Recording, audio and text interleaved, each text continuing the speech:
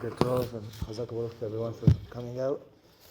So we are in the Shulchan Aruch Siman Reish Mem Vav, speaking about animals, your animals not working on Shabbat.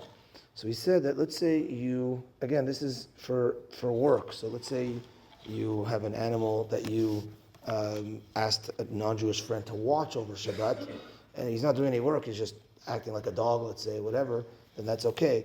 But back in the day, we're talking about animals that actually plowed or even did any type of melacha. So if, let's say, they're supposed to return it to you before Shabbat because your animal can't work on Shabbat, and let's say they don't, the Shulchan Aruch says that you have to make it Hefker, make it ownerless, and release your ownership of that animal over Shabbat to not violate the halacha.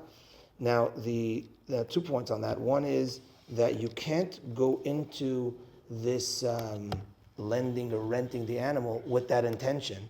Meaning it has to be that the plan was that he actually was going to give it back to you before Shabbat, and not like, okay, you know what, right before Shabbat I'll say, okay, it's not my animal. After Shabbat I'll just continue. It's not supposed to be like that.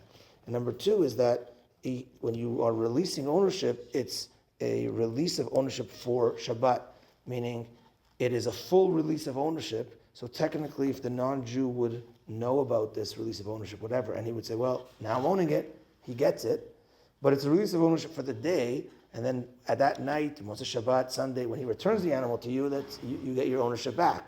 But technically, it is a full release of ownership when over that Shabbat. As well, we mentioned in the Ramah that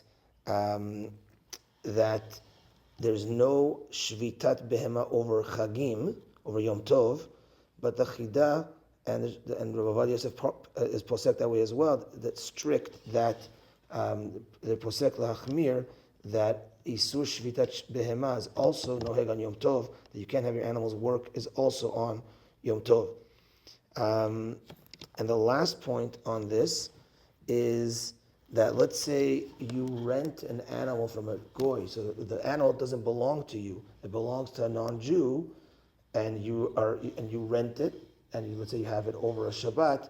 That too cannot work on Shabbat because now you're somewhat like the owner because you rented the animal. Okay, that's that.